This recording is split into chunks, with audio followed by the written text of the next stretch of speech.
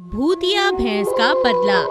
सखाराम के पास एक काले रंग की भैंस थी जिसका दूध वो घर घर जाकर बेचता था। एक दिन सखाराम ने अपने दोस्त पुष्कर को देखा जो एक नई भैंस खरीद कर लाया था। सखाराम ने पूछा, ये तो नई भैंसिया लगती है।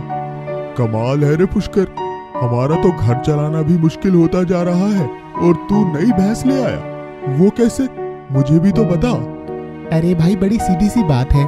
तुम अपनी भैंस का दूध आधा उसके बछड़े को पिला देते हो तो तुम्हें क्या बचेगा। वो देखो मेरी भैंस का बछड़ा, उसे मैं इतना दूध पीने ही नहीं देता बल्कि उसे उसकी माँ तक जाने ही नहीं देता। और हाँ, ये देखो मैं शहर से दवाई भी लाया हूँ। इसे अगर चारे में डालकर भैंस को दोगे तो 4 गुना दूध देगी और वो भी बिना परेशान किए। सखाराम भी ठीक वैसा ही करता है और अब उसे भी काफी मुनाफा होने लगता है। एक दिन पुष्कर की नई भैंस अपना पट्टा खोलकर गांव से भाग जाती है और दूर एक बड़े से पेड़ के नीचे सो जाती है। उसी पेड़ पर एक खतरनाक चुड़ैल रहती थी। उसने भैंस को अपने वश में किया और उसके ऊपर जाकर बैठ गई।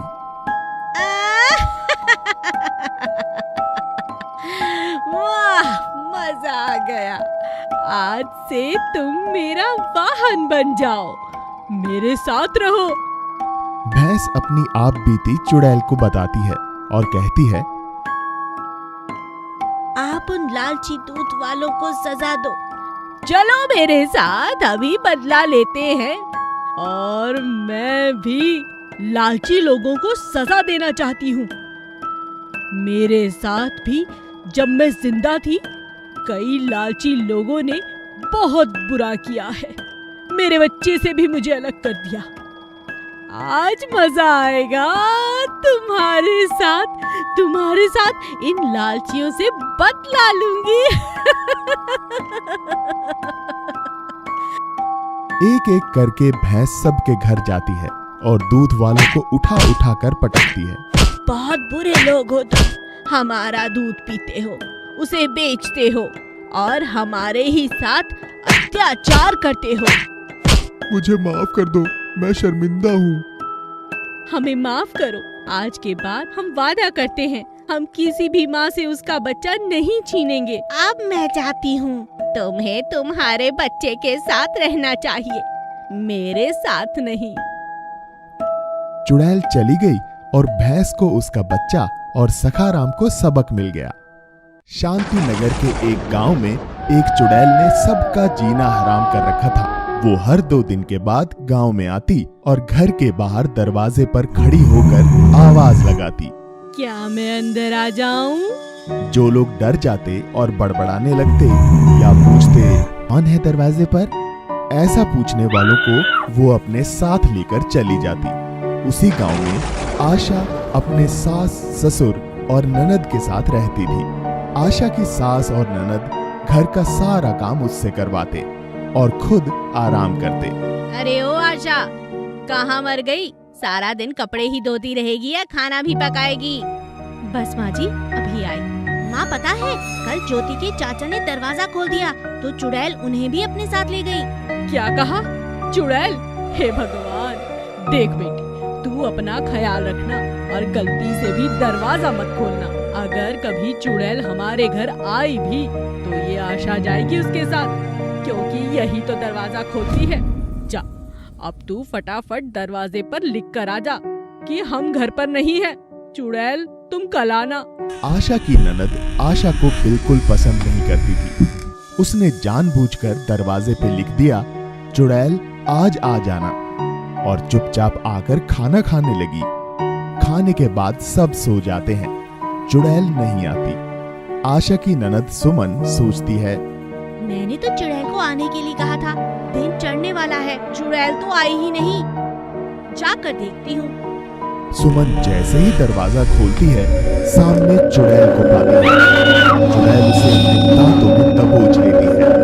सुमन चिल्लाने लगती है, बचाओ, बचाओ, भाभी, बचाओ। आशा दौड़ती हुई आती है। आशा की सास और बेटा भी जाग जाते हैं।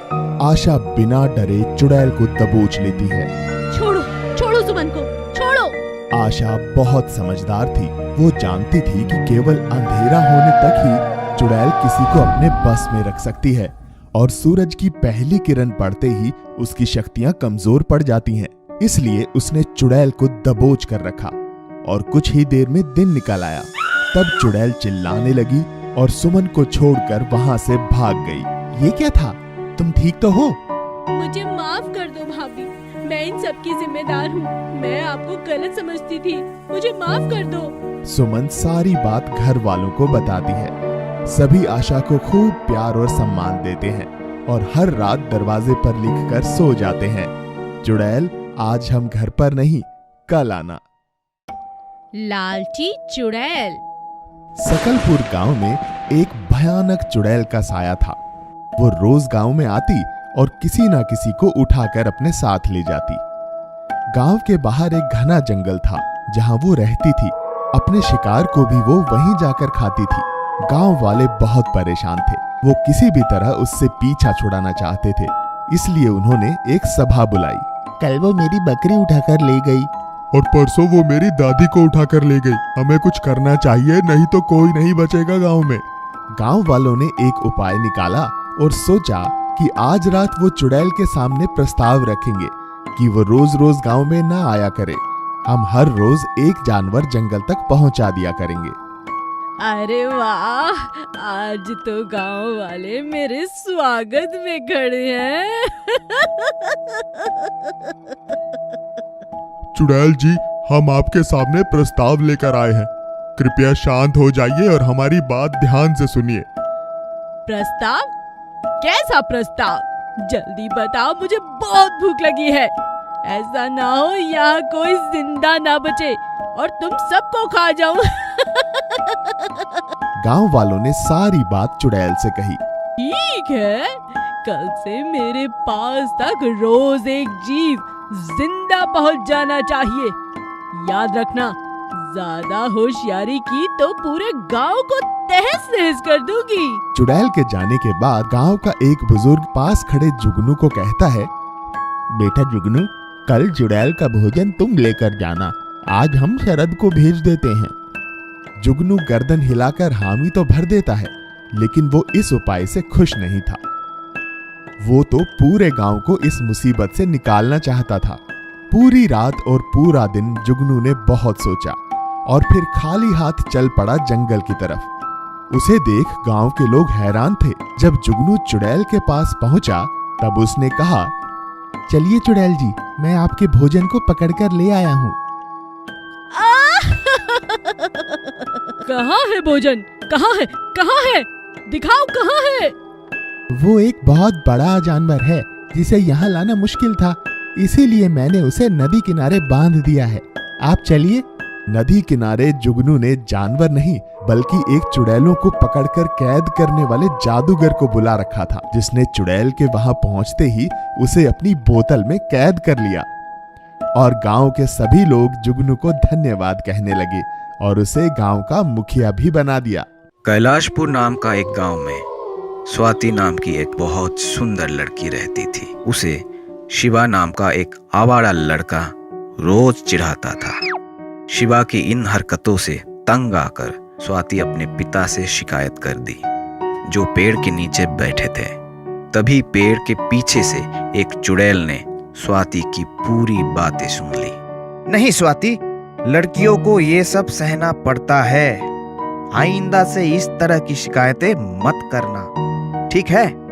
ये बोलकर स्वाति को घर ले आए।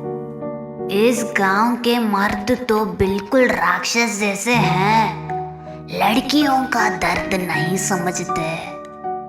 कुछ साल पहले मुझे भी एक आवारे ने प्यार के नाम से धोखा देकर मुझे मार दिया था और अब शिव को मैं जिंदा नहीं छोड़ूंगी। चुड़ैल ने रात को स्वाति के घर जाकर उसके शरीर में घुस गई।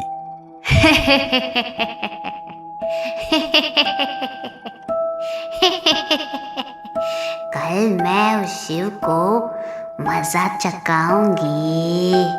हर रोज की तरह शिवा स्वाति को छेड़ने लगा। शिवा इस बात से अनजान था कि स्वाति के अंदर चुड़ैल है। चलो शिव, हम कहीं अकेले में जाकर बातें करते हैं। ये सुनकर खुशी के मारे पागल होकर शिवा स्वाति को एक सुनसान जगह पर ले गया और वहां पहुंचते ही स्वाति चुड़ैल बन गई।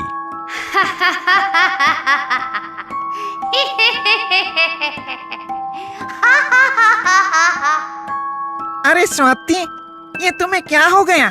ये बोलकर डर के मारे शिवा वहां से भागने लगा। तभी चुड़ैल उसका हाथ पकड़ ली। मैं तुम्हें सबक सिखाऊंगी। तुझे लड़कियों को छेड़ने की बड़ी शौक है ना? अरे मम्मी, मेरा हाथ छोड़ दीजिए। चुड़ैल बहन, मैं फिर ऐसा काम कभी नहीं करूंगा, छोड़ दो मुझे। ठीक है। बोलते ही शिवा का हाथ काटकर उसे छोड़ दी। मर गया मेरा हाथ, मेरा हाथ। शिवा वहां से भाग गया। उसके बाद चुड़ैल स्वाति की शरीर को छोड़कर चली गई और स्वाति खुशी खुशी अपनी जिंदगी बिताने लगी।